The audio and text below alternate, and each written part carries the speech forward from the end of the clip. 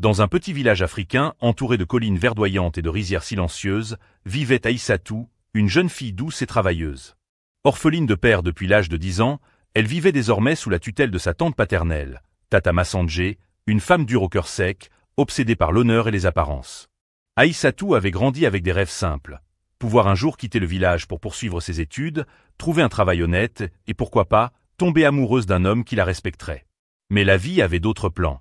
À 19 ans, alors qu'elle venait à peine de terminer le lycée grâce à l'aide du vieux directeur de l'école du village, Tata Massandjé l'appela dans la cour un matin. « Aïssatou, ton avenir est décidé. Tu vas te marier dans 2 semaines. » La jeune fille sentit son cœur se glacer. « Quoi? Avec qui ?» demanda-t-elle d'une voix tremblante. « Un jeune homme pauvre comme toi, que personne ne veut. Il s'appelle Bala. Il n'a ni maison, ni parents, ni avenir, mais il est assez fou pour t'accepter.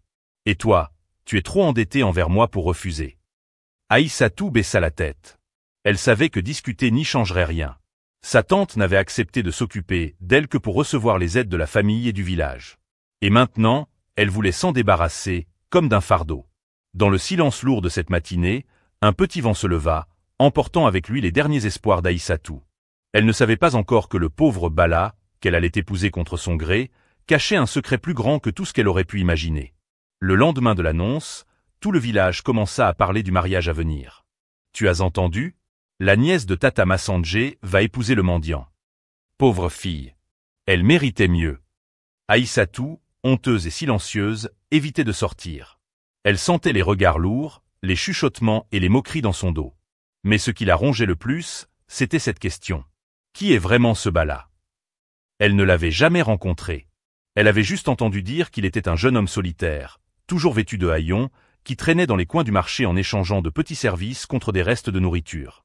Le jour suivant, Tata Massandjé l'obligea à aller porter du mil au marché. En s'y rendant, elle aperçut pour la première fois Bala. Il était là, agenouillé à côté d'un vieil homme aveugle, qui l'aidait à boire de l'eau. Il portait une chemise déchirée, ses sandales étaient abîmées, et son regard semblait perdu, mais il avait dans les yeux une lumière étrange. Une douceur. Une paix. Une force muette. Leurs regards se croisèrent quelques secondes. Bala inclina légèrement la tête en guise de salut. Aïssatou détourna les yeux aussitôt. « Est-ce lui, l'homme que je dois épouser ?» se demanda-t-elle, troublée. Elle ne savait pas pourquoi, mais au lieu de ressentir de la colère ou du dégoût, elle ressentit de la curiosité. Ce n'était pas un simple mendiant. Il avait une présence, une dignité qu'on ne pouvait pas expliquer.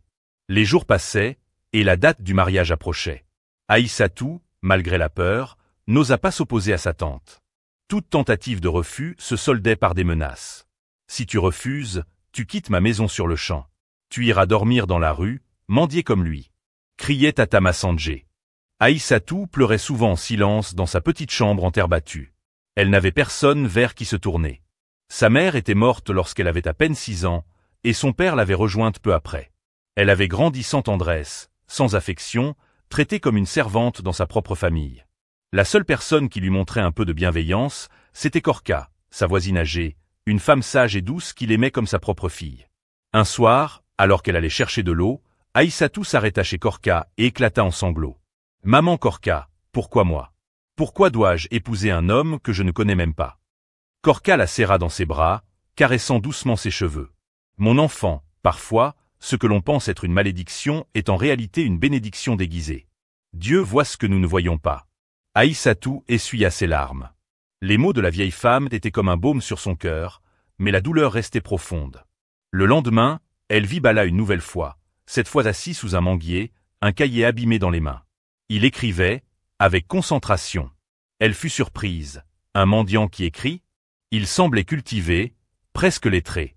Elle voulait s'approcher, lui parler, lui poser des questions. Mais la honte et la peur la retinrent. Alors elle détourna le regard et continua son chemin, sans savoir qu'un destin exceptionnel l'attendait. Le jour tant redouté arriva. Le petit village s'éveilla dans l'agitation.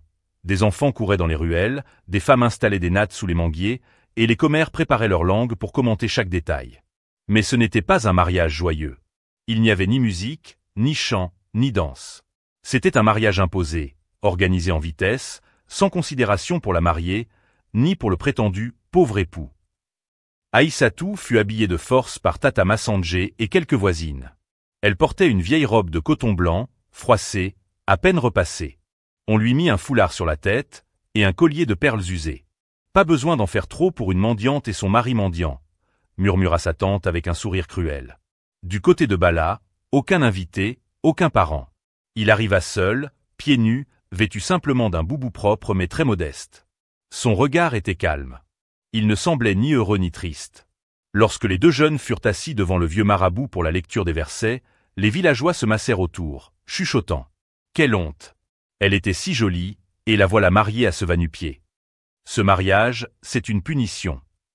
Aïssatou gardait la tête baissée. Elle avait envie de pleurer, mais elle refusa de verser une larme en public. Bala, lui, ne cessait de l'observer du coin de l'œil. Il voyait dans son silence une immense souffrance, et il comprenait. Mais il ne disait rien.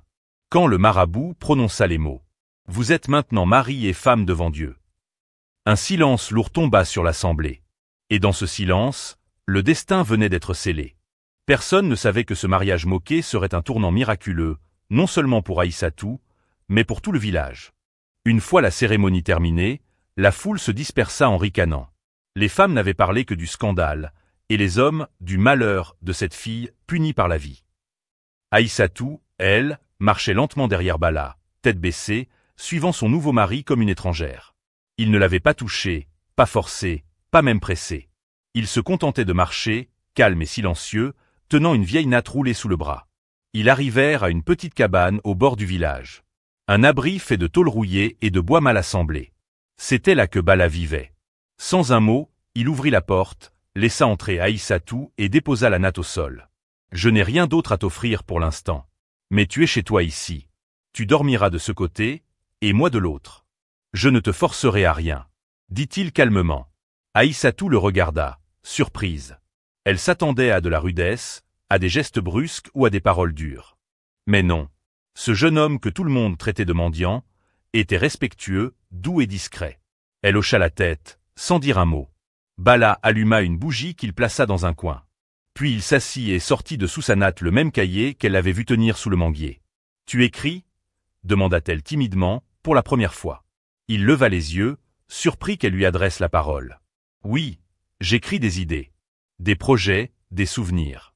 C'est tout ce qu'il me reste pour l'instant. » Elle sentit une étrange chaleur l'envahir. Il ne ressemblait pas du tout à ce qu'on lui avait dit. Il ne mendiait pas pour paresse. Il semblait patient, comme quelqu'un qui attendait son heure. Cette nuit-là, Aïssatou dormit sur sa natte, habillée, le cœur lourd, mais moins effrayée qu'elle ne l'aurait cru. Et dans le silence de la nuit, Bala, dans son coin, écrivait encore. Des phrases que personne ne lisait. Des rêves que personne ne connaissait. Mais bientôt, tout allait changer. Les jours qui suivirent furent silencieux, presque lourds, mais pas désagréables. Aïssatou s'attendait à une vie misérable, remplie de disputes et de honte. Mais à sa grande surprise, Bala ne lui criait jamais dessus, ne l'humiliait jamais. Il se réveillait tôt, balayait devant la cabane, allait chercher de l'eau, et lui laissait toujours un peu de riz ou de mil, même s'il ne mangeait presque rien lui-même. Aïssatou ne comprenait pas. Pourquoi un homme si pauvre se comportait-il avec autant de dignité? Un matin, elle osa lui poser la question. « Tu n'as rien, mais tu fais tout pour me respecter. » Pourquoi? Bala releva doucement les yeux vers elle. « Parce que la pauvreté ne justifie pas le manque de cœur. Et parce que je t'ai vu, avant même de te connaître. »« Comment ça ?» demanda-t-elle, confuse. Il sourit légèrement, mais ne répondit pas. Au fil des jours, elle découvrit un homme patient, qui passait beaucoup de temps avec les enfants du quartier, qui aidait les vieilles femmes à porter leurs charges, et qui écrivait toujours dans son cahier. Un cahier qu'il ne montrait à personne. Une nuit, alors qu'il dormait profondément, Aïssatou ne put résister à la curiosité. Elle prit doucement le cahier, l'ouvrit, et lut la première page. Le monde nous regarde par nos habits, mais Dieu nous voit à travers nos cœurs. Un jour, ceux qui rient verront la vérité. Elle frissonna. Les pages suivantes étaient pleines de croquis, de cartes, d'idées de commerce, de stratégies d'investissement, de chiffres, de plans d'expansion. Ce n'était pas un mendiant. C'était un visionnaire. Elle referma le cahier avec précaution, le cœur battant. Ce soir-là, elle comprit. Bala cachait quelque chose. Et ce secret allait bientôt éclater au grand jour. Quelques jours plus tard, alors qu'Aïssatou lavait des vêtements devant la cabane, un véhicule noir s'arrêta à l'entrée du village. Un 4x4 luxueux, brillant sous le soleil, tel un objet venu d'un autre monde. Les villageois sortirent tous de leur maison, intrigués. Rarement un véhicule pareil entrait ici, surtout dans la zone la plus pauvre du village. Un homme en costume en descendit. Il avait une allure soignée, des lunettes sombres et un dossier en cuir à la main. « Bonjour, je cherche un certain Bala », dit-il à un enfant qui passait. L'enfant pointa la direction de la petite cabane. Aïssatou, surprise, vit l'homme s'approcher d'elle avec respect. « Bonjour madame. Est-ce que Bala est là ?» Elle hésita, puis appela son mari à l'intérieur. Bala sortit, vêtu de son habit simple, les pieds nus, les bras croisés. Mais l'homme en costume s'inclina devant lui, d'une manière qui choqua Aïssatou. « Monsieur Bala, j'ai enfin pu vous retrouver. Voici les documents du projet d'investissement à Abidjan, comme vous l'avez demandé. Les signatures doivent être apposées cette semaine. » Le silence fut total. Même les passants s'étaient arrêtés. Aïssatou cligna des yeux, confuse. « Monsieur Bala? Projet d'investissement? Signature? Merci, Charles. Posez les documents ici. Je vous rejoins demain à l'hôtel. » Discrètement, répondit Bala d'une voix calme. Charles hocha la tête, salua poliment Aïssatou, puis repartit. Aïssatou resta figée, incapable de parler. Son cœur battait la chamade. Elle regarda Bala comme si elle le voyait pour la première fois. « Qui es-tu vraiment » murmura-t-elle. Bala la regarda en silence.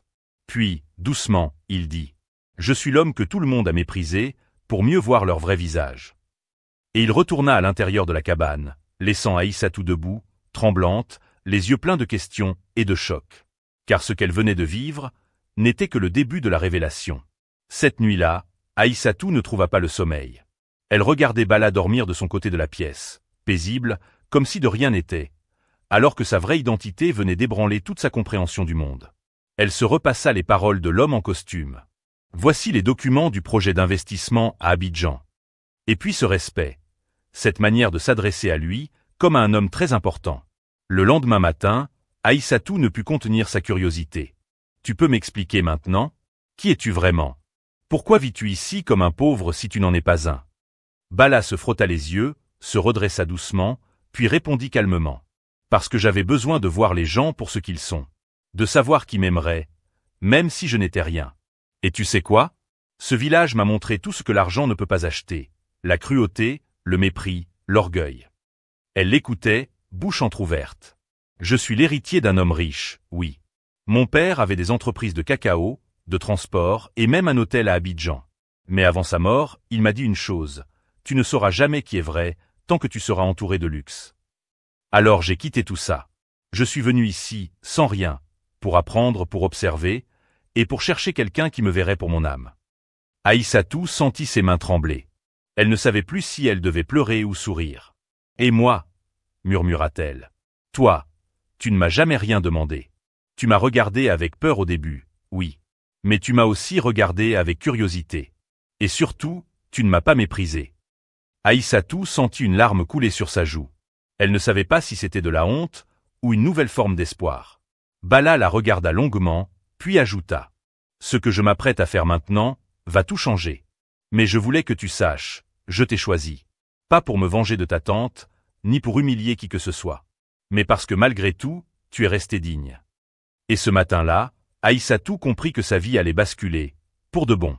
Dès l'aube suivante, Bala changea ses habitudes. Il sortit de la cabane vêtu d'un boubou neuf et propre, des chaussures simples mais élégantes aux pieds, et un regard décidé. Ce même village qui le regardait autrefois avec mépris le regarda cette fois avec stupeur. « Hein? Ce n'est pas Bala, le mendiant? Regardez ses habits. Regardez sa démarche. Il a changé. » Mais personne n'osait l'approcher. Il se rendit discrètement chez Korka, la vieille voisine qu'Aïssatou respectait. Il lui remit une enveloppe bien fermée. « Maman Korka, merci d'avoir toujours traité Aïssatou comme une fille. Dans cette enveloppe, il y a de quoi refaire votre toit, et bien plus. » La vieille femme faillit s'évanouir en l'ouvrant. C'était une somme énorme, qu'aucun villageois n'avait jamais vue. Pendant ce temps, Aïssatou restait dans la cabane, bouleversée. Elle regardait autour d'elle les objets modestes de leur quotidien, les murs fissurés, la natte au sol. Et pourtant, elle se sentait riche. Riche de savoir qu'elle vivait avec un homme droit, discret, généreux et vrai. Bala rentra avant le coucher du soleil. Il portait avec lui un sac contenant une robe neuve, un foulard brodé d'or, et une paire de sandales faites main. Il les posa devant elle sans un mot. « Prépare-toi. Demain, je t'emmène voir mon monde. »« Ton monde » souffla-t-elle. « Oui, le vrai. Celui que j'ai laissé derrière moi pour venir chercher une vérité. Et je pense que je l'ai trouvé, en toi. » Aïssatou sentit ses genoux faiblir. Elle regarda la robe, puis Bala, et un sourire timide naquit sur son visage. Elle ne savait pas exactement ce qui l'attendait, mais pour la première fois depuis longtemps, elle n'avait plus peur. Le lendemain, le village tout entier fut secoué. À l'aube, un véhicule luxueux noir, suivi de 2 motos escortes, entra dans le village, soulevant la poussière sur son passage. Jamais on n'avait vu pareille scène ici. Les enfants couraient derrière la voiture. Les anciens sortaient précipitamment de leurs cases. Les femmes écarquillaient les yeux. Et lorsque la portière s'ouvrit, c'est Bala qui en descendit. Mais ce n'était plus le mendiant silencieux qu'ils avaient connu. C'était un homme droit, vêtu d'un grand boubou blanc immaculé, des lunettes élégantes sur le nez, une montre précieuse au poignet. Derrière lui, un chauffeur attendait avec respect. Puis ce fut Aïssatou qui sortit à son tour. Habillée d'une magnifique robe dorée, les cheveux coiffés avec soin, elle semblait sortir d'un rêve. Tous les visages se tournèrent vers elle avec stupeur et incrédulité. Même Tata Massanjé, sa tante cruelle, n'en crut pas ses yeux. « Ce n'est pas possible, » balbutia-t-elle. « Ce n'est pas elle. Ce n'est pas ma nièce Aïssatou. » Bala prit la main d'Aïssatou, la regarda avec tendresse, puis s'adressa au village tout entier. « Merci à vous tous, car c'est ici que j'ai appris à distinguer la vraie valeur des gens. J'étais ici comme un mendiant, sans que personne ne sache qui j'étais vraiment, sauf une femme. Et cette femme est aujourd'hui ma femme. » Le silence était total. Puis il ajouta, « Nous partons maintenant, mais nous reviendrons. Et ce jour-là, je viendrai avec une bénédiction pour ce village. Pour ceux qui m'ont respecté, et pour ceux qui devront apprendre. » Il fit monter Aïssatou dans le véhicule. Les portes se fermèrent doucement, et la voiture s'éloigna lentement sous les regards figés. Tata Massanjé s'effondra sur le sol, frappant la poussière de ses mains. J'ai voulu l'humilier, et c'est elle qui part honorée. Mais il était trop tard. Aïssatou quittait ce village pauvre en âme, pour entrer dans un avenir riche en promesses. Le trajet en voiture fut long, mais silencieux. Aïssatou regardait le paysage défiler par la fenêtre, son cœur battant fort. Chaque kilomètre la séparait un peu plus de la cabane, de la poussière, des humiliations, mais aussi de tout ce qu'elle connaissait. Bala, assis à côté d'elle, gardait les yeux fixés sur la route. Puis, après un moment, « Aïssatou, il est temps que tu saches tout. » Elle tourna la tête vers lui, attentive. « Je ne suis pas seulement le fils d'un homme riche. Mon père était un homme d'affaires influent, mais juste. Avant de mourir, il a divisé sa fortune en 2. Une partie pour ma famille, et l'autre, pour moi seule, à une condition. »« Laquelle ?» murmura-t-elle. »« Que je vive un an parmi les gens simples, que je connaisse l'humiliation, la faim, la solitude, et que je découvre la valeur de l'humanité sans l'influence de l'argent. Si j'y parvenais, je deviendrais le seul héritier de la totalité de l'Empire. » Aïssatou resta figée. « Et, c'est pour ça que tu es venu dans ce village. »« Oui. Personne ne savait qui j'étais. J'ai dormi à même le sol, j'ai mangé les restes. J'ai observé, j'ai appris, et je t'ai rencontré. » Elle sentit ses larmes monter. Elle se souvenait de la manière dont elle l'avait vu pour la première fois, accroupie près d'un vieil homme aveugle, le regard humble. « Tu aurais pu choisir n'importe quelle femme riche, belle, éduquée, » dit-elle en détournant les yeux. Mais Bala lui prit doucement la main. « Je t'ai choisi parce que tu n'as pas regardé mes habits. Tu as regardé mon silence. Tu as supporté l'humiliation sans devenir cruel. Et surtout, tu as toujours été vrai. » Aïssatou éclata en larmes, mais ce n'étaient plus des larmes de douleur. C'étaient des larmes de guérison. Elle n'était plus cette pauvre fille forcée à se marier. Elle devenait, sans le savoir, la compagne d'un homme riche en cœur et en destinée. Quand le véhicule franchit les portes de la ville, Aïssatou eut le souffle coupé. Elle n'y avait jamais mis les pieds. Les immeubles hauts, les routes goudronnées, les enseignes lumineuses, les voitures rutilantes, tout semblait irréel. Ses yeux ne savaient plus où se poser.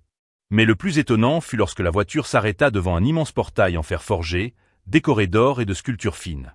2 gardes bien habillés ouvrirent le portail, s'inclinant légèrement à leur passage. « C'est ici que tu vis ?» demanda-t-elle d'une voix tremblante. « C'est ici que je suis né. Mais maintenant, c'est aussi chez toi. » répondit Bala avec un sourire doux. Ils descendirent du véhicule et entrèrent dans une magnifique villa blanche à colonnes, entourée de jardins fleuris, de fontaines et de chemins pavés. Des serviteurs bien habillés vinrent à leur rencontre. « Monsieur Bala, madame, soyez les bienvenus. » Aïssatou resta immobile, paralysée par la grandeur. Elle n'arrivait pas à croire qu'elle se tenait là, dans un endroit qui semblait sorti d'un conte. Elle, la fille sans dot, sans éducation supérieure, sans famille, venait d'épouser un prince caché. Bala la guida à l'intérieur, lui montrant les pièces somptueuses, les grands salons, les bibliothèques, la piscine, la salle à manger en marbre. Elle le suivait, silencieuse, mais le cœur rempli d'émotion. Puis ils arrivèrent dans une chambre immense, décorée avec goût, au lit recouvert de pétales de fleurs. « C'est ici que tu dormiras désormais, » dit-il. « Et toi » murmura-t-elle. Il lui répondit calmement. « Moi aussi, si tu l'acceptes. Car cette fois, tu as le choix. » Aïssatou baissa les yeux, puis sourit timidement. Elle savait que sa vie venait de changer pour toujours. Mais plus que la richesse ou la maison, ce qui la touchait, c'était le respect et l'amour qu'on lui offrait enfin. Dès le lendemain, Aïssatou découvrit les détails de sa nouvelle vie, et tout était nouveau pour elle. Elle fut réveillée par une femme de chambre qui lui apporta un petit déjeuner sur un plateau d'argent. Jus de fruits frais, pain chaud, fruits découpés. Elle n'avait jamais vu un tel soin dans le moindre détail. Mais malgré la beauté de l'endroit, Aïssatou se sentait perdue. Elle n'avait pas grandi dans le luxe. Elle ne savait pas comment parler, marcher, ou même s'asseoir dans un tel environnement. Chaque geste lui semblait maladroit. Chaque meuble lui paraissait trop fragile pour être touché. Bala, lui, l'observait avec tendresse. Il comprenait. Tu n'as pas à changer pour entrer dans ce monde, Aïssatou. C'est ce monde qui doit apprendre à t'accueillir avec respect. Mais il ne s'arrêta pas là. Il lui proposa quelque chose qu'elle n'attendait pas. Tu m'as épousé sans connaître ma vérité. Alors aujourd'hui, c'est moi qui veux t'offrir la chance de devenir tout ce que tu veux être. Comment ça? Dis-moi ce que tu as toujours rêvé de faire. D'apprendre. De devenir. Tu auras tous les moyens pour y arriver. Tu n'es pas seulement ma femme. Tu es une reine qui doit s'élever avec sa propre lumière. Ces mots frappèrent le cœur d'Aïssatou comme un soleil qui se lève après une longue nuit. Elle baissa les yeux, les larmes aux cils, et murmura. J'ai toujours rêvé d'étudier. D'apprendre à parler l'anglais. D'avoir un diplôme. D'ouvrir une petite école. Pour les filles pauvres comme moi. Bala sourit largement. Alors prépare-toi. Car demain, tu commenceras ton premier cours. Et ce n'est que le début. Aïssatou n'en revenait pas. La vie qu'elle subissait autrefois devenait désormais une vie qu'elle choisissait. Et chaque jour, elle allait désormais construire sa propre destinée. Le lendemain matin, Aïssatou se rendit dans une salle lumineuse au rez-de-chaussée de la villa. Bala l'avait fait transformer en salle d'études privée, rien que pour elle. Un professeur d'anglais professionnel Y attendait, engagé spécialement pour lui donner des cours particuliers adaptés à son niveau. Elle entra timidement, tenant un cahier neuf entre ses mains. Le professeur, bienveillant, la salua avec un sourire. « Bonjour madame Aïssatou, je suis là pour vous accompagner dans votre apprentissage. N'ayez aucune honte. Chaque grande femme commence quelque part. » Elle rougit, mais se sentit encouragée. Dès la première heure, elle réalisa à quel point elle aimait apprendre. Elle notait tout, posait des questions, et restait concentrée. Chaque mot nouveau qu'elle comprenait était une victoire sur son passé. Chaque phrase bien prononcée était une petite revanche contre toutes les humiliations subies. Bala l'observait souvent à distance, le cœur rempli de fierté. Il ne l'interrompait jamais. Il voulait qu'elle avance par elle-même, qu'elle sente que cette victoire était la sienne. Les semaines passèrent. Aïssatou progressait vite. Elle lisait des livres, regardait des documentaires éducatifs, écrivait des pages entières en anglais et en français. Mais surtout, elle développait une force intérieure qu'elle n'avait jamais soupçonnée. Un jour, elle déclara à Bala. « Je veux créer une école, gratuite, pour les jeunes filles comme moi. Celles qui sont rejetées, battues, mariées de force. Je veux qu'elles aient un endroit où rêver et construire leur avenir. » Bala resta silencieux un instant, les yeux brillants. « C'est le plus beau projet que j'ai jamais entendu. Et je vais t'aider à le réaliser.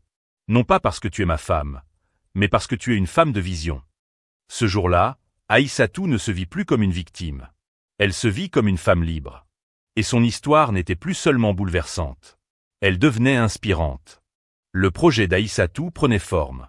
Chaque soir, elle restait des heures avec un cahier entre les mains, esquissant le plan de ce qu'elle appelait l'école des oubliés, un refuge pour les filles pauvres, abandonnées, maltraitée ou rejetée par la société. Elle imaginait des salles de classe simples, un dortoir, une petite bibliothèque, un potager pour les repas, et même une pièce pour apprendre la couture, la cuisine et l'informatique. Bala, fidèle à sa promesse, mit à sa disposition une équipe d'architectes, de juristes et de pédagogues. Mais il insista sur un point. C'est toi la fondatrice, Aïssatou. Tu décides. Ce projet est né de ton cœur, pas du mien. Ce respect la toucha profondément. Petit à petit, les choses avancèrent. Le terrain fut acheté dans un quartier populaire de la ville. Les plans de construction furent validés. Le nom officiel fut déposé, Centre Aïssatou, pour les filles de demain. Mais la réaction de la société fut surprenante. Quand la nouvelle parut dans les journaux que la femme d'un milliardaire lançait une école pour filles pauvres, beaucoup commencèrent à chercher qui elle était réellement. Et c'est là que les langues se délièrent. Certains riaient. Elle, une ancienne vendeuse de beignets, elle croit pouvoir changer le monde? D'autres étaient pleins de haine. Pourquoi elle et pas nous? Qu'a-t-elle de plus? Mais au lieu de fuir, Aïssatou resta debout. Elle fit même un discours public à la télévision, avec courage et simplicité. Je suis une fille pauvre, oui. Je viens de la misère, des humiliations et du rejet. Mais je crois en une chose, la douleur peut faire naître la lumière. Ce centre, ce n'est pas pour moi. C'est pour celles qui, aujourd'hui, pleurent dans le silence comme je l'ai fait hier. Et ce jour-là, le cœur du peuple commença à battre pour elle. Alors que le projet du centre éducatif gagnait en notoriété, la nouvelle parvint jusqu'au village natal d'Aïssatou et jusqu'aux oreilles de sa belle-mère, Maman Djenabou. Elle tomba des nues. Comment ça? Elle est mariée à un homme riche, et elle construit une école? La femme qui, autrefois, l'avait humiliée, traitée de fardeau et forcée à épouser un homme aussi pauvre qu'elle, ne comprenait plus rien. Elle se mit à interroger ses voisines, les passants, même son propre fils. Comment cette fille a-t-elle pu devenir une dame qu'on respecte, qu'on invite à la télévision? Personne ne lui répondit avec certitude. Mais ce qu'elle apprit finit par la bouleverser. Aïssatou vivait avec son mari dans une immense villa en ville, et son mari, Bala, était un homme incroyablement riche. Et pire encore, c'était elle-même qui avait choisi cet homme pour l'humilier. Submergée par la colère et la confusion, Maman Djenabou décida de partir pour la ville avec sa fille cadette, Fatimata. Elle voulait voir de ses propres yeux ce qu'était devenue cette fille inutile. Lorsqu'elle arriva devant le portail de la villa, son cœur battait fort. Elle toqua comme une mendiante. Un gardien sortit. « Qui voulez-vous voir ?»« Aïssatou, c'est ma belle-fille. » Le gardien, surpris, la fit patienter. Quelques minutes plus tard, Aïssatou sortit doucement, vêtue d'un boubou simple mais élégant. À sa vue, Maman Djenabou resta bouche bée. Elle ne ressemblait plus à la fille fragile et effacée d'autrefois. Elle était belle, digne et rayonnante. Mais au lieu de la repousser, Aïssatou ouvrit les bras et dit doucement. « Maman Djenabou, entrez, s'il vous plaît. La maison est à vous aussi. » Ce fut le choc. Une fois à l'intérieur de la maison, Maman Djenabou n'osait pas poser ses pieds sur le tapis. Tout était magnifique. Les meubles, les tableaux, l'odeur des fleurs fraîches, le calme, rien à voir avec la petite cour poussiéreuse du village. Elle s'assit timidement sur un canapé en cuir, pendant que sa fille Fatimata regardait partout avec de grands yeux. Aïssatou arriva avec du jus, du lait, du bissap, des gâteaux, comme une parfaite hôtesse. « Servez-vous, maman, vous avez fait un long voyage. » Mais Maman Djenabou ne toucha à rien. Elle regardait Aïssatou avec des yeux humides. Son visage semblait figé. Puis, sans prévenir, elle éclata en sanglots. « Pardon, Aïssatou. Pardon. » cria-t-elle. « Je t'ai humilié. Je t'ai rejeté.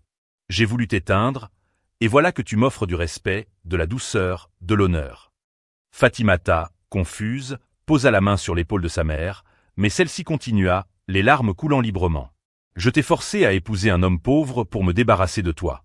Je ne savais pas que tu épousais un roi sous les habits d'un mendiant. » Aïssatou s'agenouilla alors devant elle, les yeux pleins de compassion. « Je n'ai jamais nourri de rancune contre vous, maman. Mais j'ai prié Dieu qu'un jour, vous compreniez. Que je n'étais pas une malédiction, mais une bénédiction. » Ce jour-là, le cœur de Maman Djenabou se brisa. Pas à cause de la richesse, ni de la honte, mais à cause de l'amour et du pardon qu'elle venait de recevoir. Le lendemain matin, dans la grande maison, un calme apaisant régnait. Maman Djenabou se réveilla dans une chambre d'amis si belle qu'elle pensa un instant rêver. Des draps propres, un parfum léger, une petite note sur la table de chevet. « Reposez-vous autant que vous le souhaitez, maman. » Le petit déjeuner vous attend. Aïssatou. Elle sentit quelque chose fondre en elle. Ce n'était plus de la culpabilité, c'était de l'admiration. Dans la cuisine, Aïssatou préparait du pain chaud et du café pour sa belle-mère. Elle avait refusé que la cuisinière le fasse. Elle voulait le faire elle-même. Pendant ce temps, Fatimata, la cadette, se rapprochait d'elle avec timidité. « Grande sœur Aïssatou, comment as-tu fait tout ça ?» Aïssatou sourit calmement. En restant silencieuse. En laissant Dieu parler pour moi. Un peu plus tard dans la journée, Bala rentra de ses affaires. Il trouva sa belle-mère assise dans le jardin, le regard perdu dans les fleurs. Il s'approcha doucement, posa une chaise à côté d'elle et dit avec un ton sincère. « Maman Djenabou, je vous pardonne aussi. Vous m'avez jugé par mes habits. Mais sachez que ce que j'ai de plus précieux, ce n'est pas l'argent. C'est Aïssatou. » Maman Djenabou le regarda avec des yeux embués. « Je t'ai traité comme un moins que rien, et aujourd'hui, tu m'accueilles comme une reine. Parce que vous êtes la mère de ma femme. Et ici, toutes les mères sont honorées. » Cette nuit-là, maman Djenabou ne trouva pas le sommeil. Elle pensa à toutes les paroles blessantes qu'elle avait dites, toutes les injustices commises. Et pourtant, le silence d'Aïssatou avait répondu plus fort que toutes les insultes. Le silence et la grâce. Le lendemain, Bala proposa un grand déjeuner familial pour célébrer la présence de maman Djenabou. Aïssatou accepta avec un sourire doux, mais discret. Elle voulait que tout se passe simplement, sans ostentation. Le salon fut décoré de fleurs fraîches. La table, dressée avec soin, débordait de plats traditionnels. Yassa poulet, mafé, tiboudienne, igname grillé, beignets au miel. Mais le plus beau ce jour-là n'était pas ce qu'il y avait sur la table. C'était ce qu'il y avait autour de la table. Le pardon, le respect et la paix. Maman Djenabou, qui autrefois se croyait supérieure à Aïssatou, baissa les yeux en voyant toutes les personnes importantes qui saluaient sa belle-fille avec admiration. Des femmes d'affaires, des responsables d'ONG, des voisins, des jeunes qu'Aïssatou avait aidés. Une femme discrète, douce, mais puissante par ses actions. Cette fille que j'appelais invisible est devenue une lumière pour tout un quartier. Pensa-t-elle, les yeux brillants. Au moment du dessert, Bala leva son verre. Aujourd'hui, je rends grâce à Dieu pour m'avoir donné une femme comme Aïssatou. Elle m'a supporté quand je n'étais rien. Elle n'a jamais demandé de preuves, elle m'a simplement aimé et soutenu. Puis, il se tourna vers sa mère. Et je remercie maman Djenabou, car sans elle, je n'aurais jamais eu la force de devenir qui je suis. Tout le monde applaudit. Maman Djenabou baissa la tête, les larmes coulant doucement sur ses joues ridées. Pour la première fois, elle se sentit aimée sans devoir contrôler, humilier ou imposer. Et dans un coin, Aïssatou regardait la scène. Elle n'avait pas besoin de dire grand-chose. Son silence, son comportement et sa patience avaient déjà tout raconté. Après le repas, alors que les invités s'étaient dispersés et que la maison retrouvait un calme apaisant, maman Djenabou demanda à parler à Aïssatou en privé. Elles s'installèrent dans le jardin, sous l'ombre bienveillante d'un manguier. Le silence entre elles était lourd, mais pas hostile. Il portait simplement le poids des années de mépris, de malentendus et de regrets. Maman Djenabou prit une profonde inspiration. « Aïssatou, je t'ai mal jugé. Quand je t'ai imposé à mon fils, je croyais te punir, le punir lui aussi. Mais je ne savais pas. Je ne savais pas que tu serais la plus grande bénédiction de sa vie. » Aïssatou baissa les yeux, humble. « Je ne t'en veux pas, maman. C'est Dieu qui écrit nos chemins. » Mais la vieille femme n'avait pas fini. Elle sortit une lettre froissée de sa poche, tremblante. « Je veux te donner ceci. Mon mari, avant de mourir, m'avait écrit cette lettre. Il m'avait demandé de chercher une épouse pure de cœur pour Bala, pas une femme riche ou arrogante. » Elle tendit la lettre à Aïssatou. Quand Aïssatou la lut, ses yeux s'embuèrent. Le père de Bala y avait décrit la femme idéale pour son fils. Une femme qui saura aimer dans la pauvreté, comme dans l'abondance. Qui verra en mon fils plus que ses habits ou son statut. Une femme qui fera grandir son âme. Maman Djenabou murmura. J'ai cru que j'étais en train de vous détruire, mais sans le savoir, j'accomplissais exactement la volonté de mon mari. Aïssatou posa sa main sur celle de sa belle-mère, et dit doucement. Le mal que tu voulais faire s'est transformé en grâce. Car Dieu veille sur les cœurs sincères. Et dans ce jardin paisible, deux femmes qui avaient été ennemies devinrent, pour la première fois, alliées.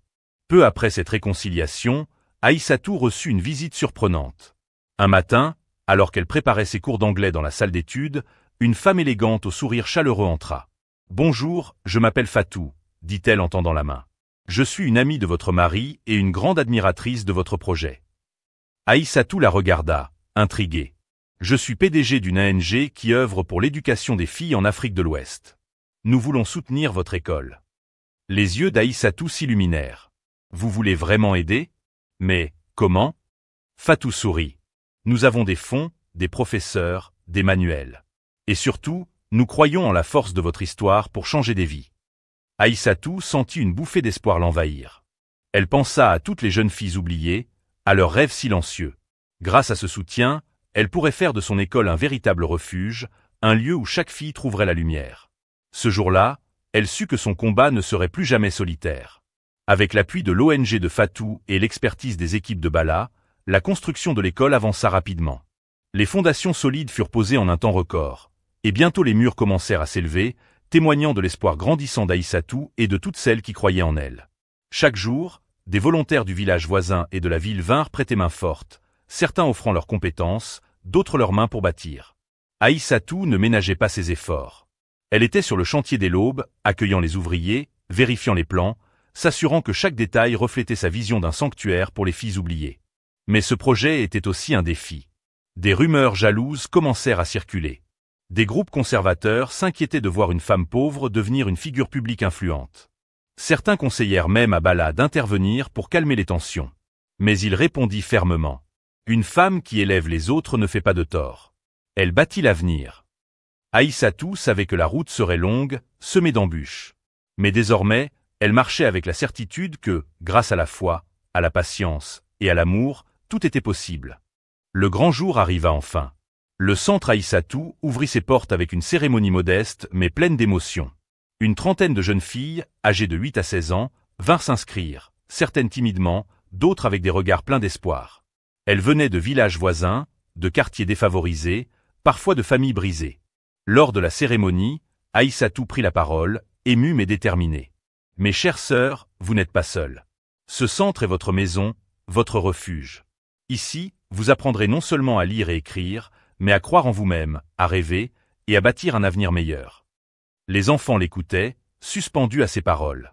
Bala était présent aussi, discret mais fier. Il observait sa femme avec admiration. Il savait que cette école ne serait pas seulement un bâtiment, mais un symbole d'espoir pour toute une génération.